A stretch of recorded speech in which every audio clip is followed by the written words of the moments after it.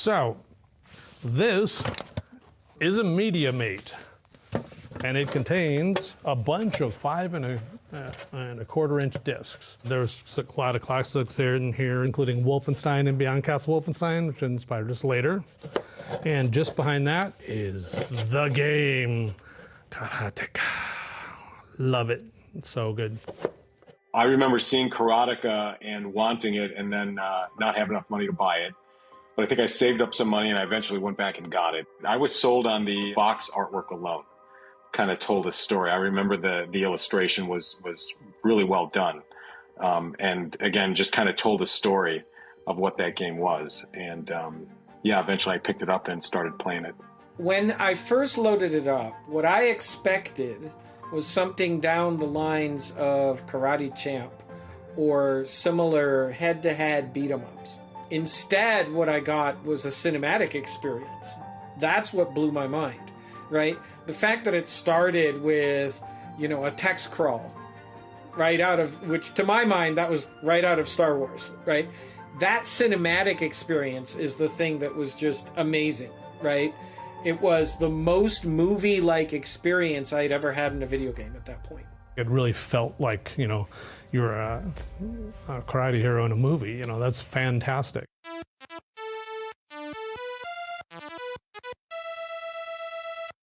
All the other things feel like bleeps and bloops, and this is like, movie making.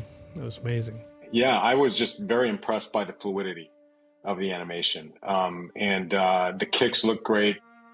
The punches look great. They were always capped off with a little bit of a sound, a little kia. Yeah, the fluidity of the motion, I think, really set the stage for the rest of what I had consumed about that game. The animation was cool, and that was very innovative, obviously, at the time. The process and the beginning of animation getting better and better, right? And more cinematic. Taking cues from the movie industry. But I think the storytelling was probably one of the first. I can't think of another game at the time that had that element to it. The characters were not little sets of pixels. They, in fact, were fully formed individuals. They had personalities. They had strengths and weaknesses. You've got to remember the level of graphics that people were doing at that time, and they were on the sophisticated side for that time. Karateka was historically a very significant game, and it saw the future before anybody else did. Part of it was because it understood the language of cinema, that visuals mattered, that full motion mattered, that human beings and characters and characterization and storytelling and music mattered in a way that we take for granted now when we see games that are at least as complex as films. A common knock against a lot of game developers today is that they want to be movie makers. But gosh, you could almost look at Karateka as sort of the original apple from the tree of knowledge there. It was really, in a lot of ways, the first game that put together fluidity of motion, cinematic shots, story arc, twists, filmic language, and pointed the way towards a marriage of film, movie style storytelling and gameplay.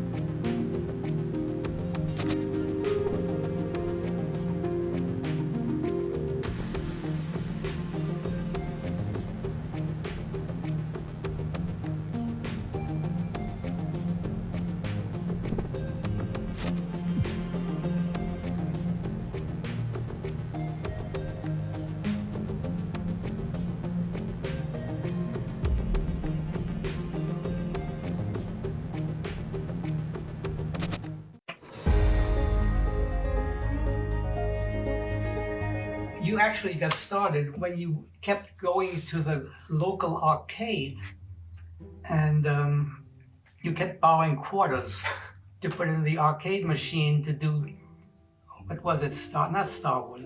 Space Invaders? No. Asteroids? Asteroids. Yeah, you were completely addicted to asteroids. Every day you couldn't wait to go to the arcade to put some more quarters in that machine to play asteroids. And that was 1980, so by then I was already in high school. It's pretty embarrassing if I was borrowing quarters from you. From everybody. Yeah. But I gave you the quarters, and then you decided you had to program your own asteroids. Why leave it to the arcade? And you said, I can do this on my computer. You were caricaturing when you were 9 years old. The caricaturing, yeah. But you did it because you wanted to use the money to buy an Apple computer.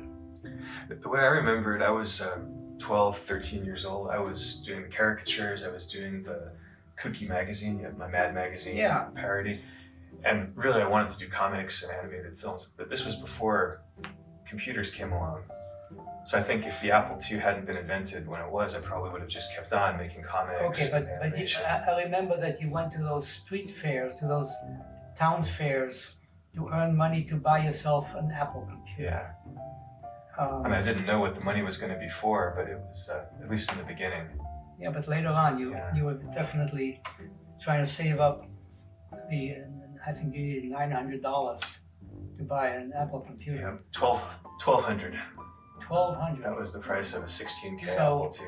So to translate that into today's money, you can multiply maybe by 6. That's real money. I know it was all the money I had. Yeah. And that even after doing the caricatures, then you I borrowed didn't from have Emily that. to get for the last $100. You borrowed it from Emily. So then you started programming games. So the first one was Asteroids. Asteroids was actually, I mean, it took a couple of years to get to that point because my first games were in BASIC. You know, there was a game called Breakout on the Apple II. It had colored blocks and you have a kind of a paddle. It's very simple. It's a ball bouncing and you try to knock out the blocks. Yes, right. And so I would look at these programs written in BASIC and try to deconstruct how they'd been done. Mm-hmm. And IBM had the Thomas J. Watson Research Center Explorers program. Once a week, my friend Adrian would drive me after high school to IBM, and they would let us kids come in and use the computers after hours. So that's where I first started learning how to program BASIC and APL. I see.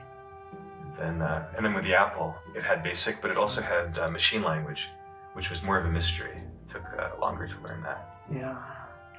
I remember that you did program Asteroids. You worked on that quite a while, and it was so good, such a good replica of Asteroids that a New Jersey company bought it from you. They paid you a lot of money. Well, maybe, I think it was $400. That was a lot of money. It was a lot of money, and it was the first money that I'd earned by programming. Yeah. And I was keeping track of it. It was fabulous, and you had a royalty position, and you thought you would make a lot more money from the royalty, but then they got sued, and they had to stop the whole thing because it was too good a replica of Asteroids. Yeah, that's right. That's almost exactly how it happened. The best-selling Apple game at that time was Space Invaders, and they sold, I don't know how many, but I figured out that if I could do that for Asteroids, that would be my ticket. Yeah, and you were right. I mean, if they hadn't gotten sued, you would have. If that'd been a year earlier, right, that was just about the time that Atari kind of figured out what was going on, and they sent threatening letters to all of the new game publishers saying, you can't publish copies of our games at the Asteroids. So that was a big letdown.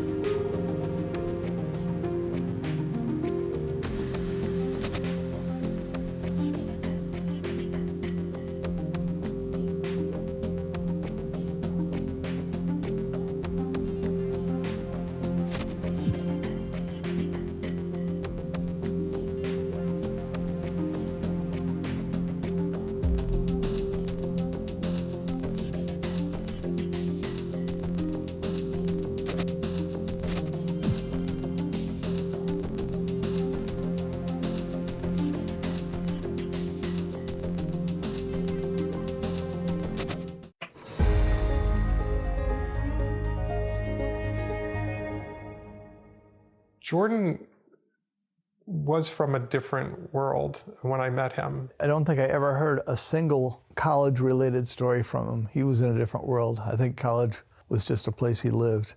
At least that's the impression that he gave.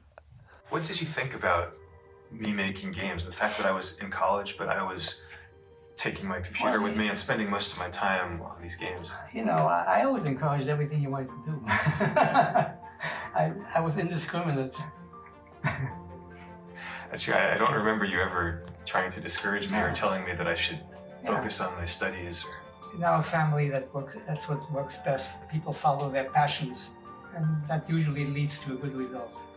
And so Jordan was this really, like his father played Go, his father played chess, just a very intellectual background, and yet Jordan was so into pop culture. Jordan loved all of the movies that had come out, Star Wars and Indiana Jones and all of those other movies, and also classics of cinema. So he was well versed in all of it. So he's this intellectual, like consummate intellectual, but is super into pop art forms as well. And I think Jordan managed to sort of gain control of his life, and everything else sort of fell away from that. His studies and everything, he started forgetting about.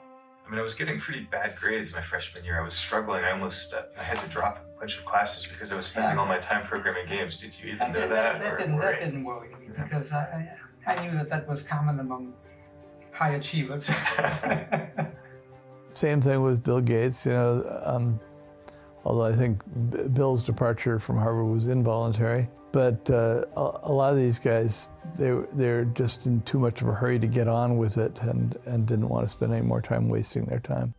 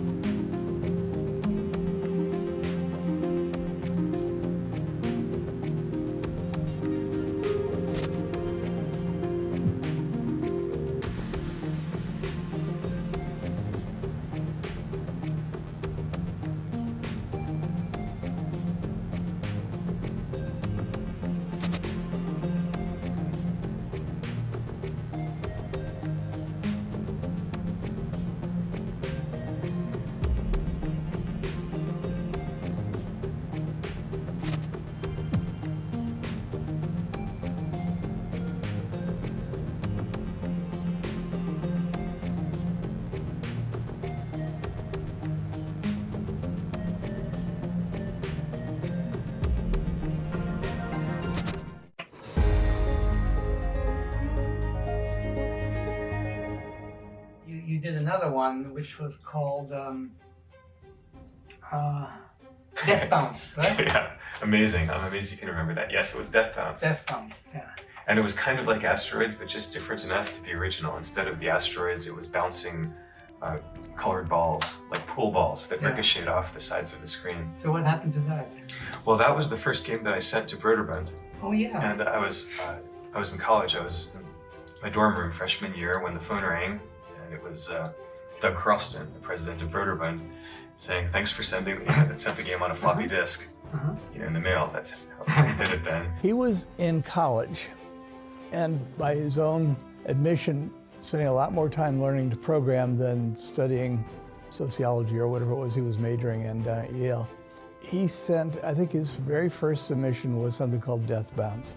And I actually thought he was a pretty good coder, especially for somebody who obviously wasn't doing it full time. Although it turned out he was doing it a lot more full time than I realized.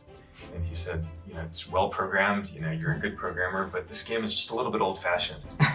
There was no plot, there was no story, there was nobody you cared about, there were just balls bouncing around doing different things. And although you could get away with that, I just thought it would be a much better product, not that particular one, but if he would try to come up with a storyline, a backstory for what he was doing. I did try to make it as much a not rejection as I could by telling him that I thought he was a keeper and he just needed to work on something that was a little bit different. I got that phone call and he said, I'm going to send you our new game, which is a big hit, called Choplifter, so you can see what this year's games look like. That was Danny Gorlin, and it was a straight submission. And initially there wasn't a game. He just was really interested in what it would take to make a joystick fly a helicopter on the screen. And then he added a little rescue thing, and we eventually, with him, turned it into a game. And Choplifter was, you controlled a helicopter, and the idea was to rescue hostages. Oh, yeah. It was kind of based on the Iran hostage crisis. Mm-hmm. And you had to fly your helicopter and rescue these little, 8-pixel high characters who are running around in the desert. It's a very simple game by today's standards, but what struck me about it was that it told a story. That inspired you to think about Karateka? Yeah, because when I saw Choplifter, it's like the state of the art of games had advanced. And that was kind of a revelation to me, because I realized that all the games that I'd been trying to make, Asteroids and Death Bounce, were really inspired by those coin-op arcade games, where you had 3 lives and you tried to rack up as many points as you could. But then with the home computers, games were sold on floppy disks, so you actually owned the game. So when I saw Choplifter, I realized that there's no need to make those kind of games, where people are going to keep playing to try to get a high score. Mm-hmm. A game can actually have an end. Mm-hmm. At the end of Choplifter, it doesn't say game over. Yeah. Put your quarter in, it says the end. And so that was new at the time, so that sort of was part of the inspiration for Karateka, to do a game that would also tell a story.